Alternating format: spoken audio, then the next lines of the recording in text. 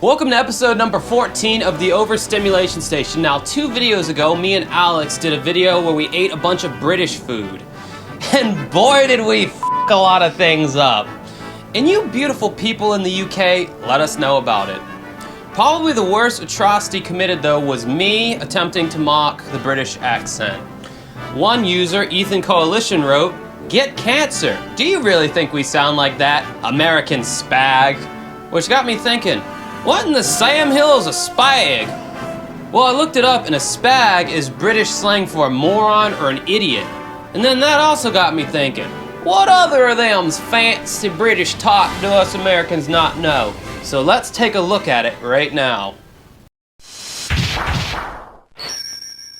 Let's start out with some phrases. Our first phrase is steady on, which is basically a way of saying what somebody else is saying is too extreme. For instance, there's a candy store in London called Chalky Walky Doodah. But if I were to say to Alex, I'd like to sample some of her Chalky Walky Doodah, she might respond by saying, "Steady on, Josh. You can't be saying that kind of stuff here. McDonald's is a family restaurant." Sorry, now I know. Our next phrase is take the mickey, and it means to make fun of someone or something, often to mock it in a satirical way. For instance, when I had a little bit too much to drink at your family gathering last year and accidentally kissed your grandma on the lips, you really took the mickey out of me on that car ride home. Our next phrase is lost the plot, and it means to stop acting rationally. When I was writing my sci-fi novel, Alex noticed I had characters, conflict, settings, and a theme, but something was missing. It was at that point that I had realized I had lost the plot. Our next phrase is balls up, which means something has gone wrong or it hasn't gone according to plan. For instance, when I was in the swimming pool, I proved to my friends I could do a handstand in it, but the situation went balls up when my swimming trunks came off. Another phrase is to fall arse over tit, and that means to take a tumble or fall head over heels. Example: I was in so much of a hurry to get to work on time, I didn't realize that my shoelaces were untied, and I ended up falling arse over tit down the staircase. Another phrase is keep your pecker up. This means to basically keep your head up. Example: when I was down at the pub, I had a few too many pints, and upon reflecting upon the many mistakes I had made in my life, I found it quite difficult to keep my pecker up later on that night when I was visiting my friend. Alright, rapid fire. I'm going to give you the English equivalent to American words or sayings. In America, if you were waiting in line, in England you would be waiting in the queue. In America, if you're a good shit or just a good guy, in England you might be called a ledge or a legend. In America, we have toilets and many nicknames for them, but one we don't have that England does have is a bog, B-O-G.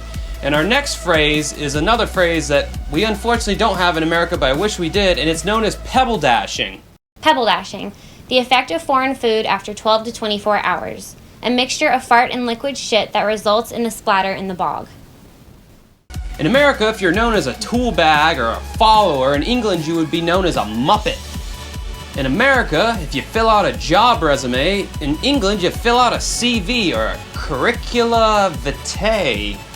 In America, what we call shoes, the English might call trainers. In America, if someone's your dude, pal, or buddy, in England they're your mate. Don't do that in the video. It's not funny. In America, if something is completely unbelievable, in England they would be gobsmacked. In America, if someone's just being a dickhead, it's like, you freaking dickhead. In England, you're a wanker. Bloody wanker. Up next, we have American slang that is outdated that the English apparently still use. The first phrase would be the bee's knees. The bee's knees is somebody who's just darn swell gosh gee golly. If the bee's knees is referring to one person being gee golly gee willikers, honky dory refers to everything being gosh darn gee golly swell. Up next, we have a fortnight. A fortnight is 2 weeks. 2 weeks, count 'em, 14 days, a fortnight. We stopped using this in America 100 years ago. English apparently still use it. Fortnight. Up next, we have easy peasy. Something that is easy peasy is, well, very easy. Other variations I've heard is easy peasy lemon squeezy, and of course the more racist easy peasy Japanesey. Up next we have hanky panky. This is an old man's way of saying making out, getting to first base, necking, and any other phrase you want to convey to your woman that you're ready to get frisky. Hanky panky. Our next phrase we have is a knuckle sandwich. Oh, you don't want one of these, buddy. Oh, pal, I'll tell you what, if you come up to me, I'll give you a knuckle sandwich right in the kisser. You don't want a knuckle sandwich. If you're getting punched right in the face, you will. And then our final phrase, of course, is piece of cake. That means really easy. Or one could say easy peasy. These are outdated American slang that England still uses. Try them.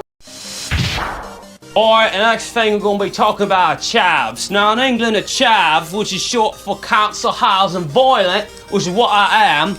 You know, chavs are your want-to-be gangsters. You know, we walk around with our off-brand clothes and our off-brand knickers and trousers, and then we got chavettes, which is the girl form of a chav. Basically, you know, I got the red lipstick, got a midriff showing, she's looking right fit. Now in America, I believe they're called gangsters, wannabe wanksters, wiggers, whatever. In England, we're chavs, and it's a whole lifestyle. You see Burberry jackets and gold chains, silver chains, you know, thugged out white males. Although someone called me a fucking packy the other day and knocked him the fuck out in his fucking face because you don't call me. That's a slang for someone from Pakistan, by the way.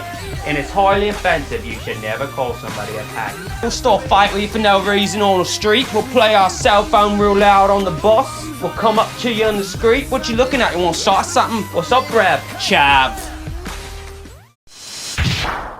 Alright, if we're referring to British slang, I would be remiss not to mention what's been flooding the internet recently, and it's the whole phrase cheeky Nandos. Now, we all in America have a good idea what cheeky means. You know what cheeky means. I know what cheeky means. It means like smug, whatever. But what the hell does cheeky Nandos mean? Well, there's this phrase that came upon Tumblr, I believe, and someone defined it. And it was the most English thing I've ever seen in my entire life. Now, we're gonna try to decipher what this paragraph means, and you can follow along with us. Go ahead and read it out loud, Alex, and then try to, I don't know, decipher it and what you think it means.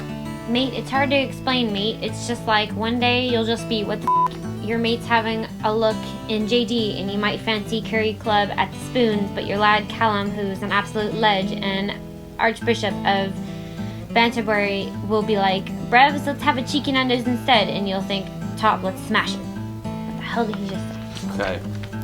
Alright, so we got mate. We know what friend. that is. It's hard to explain, mate. It's like one day you'll be, well, you said what the f, but it actually says with.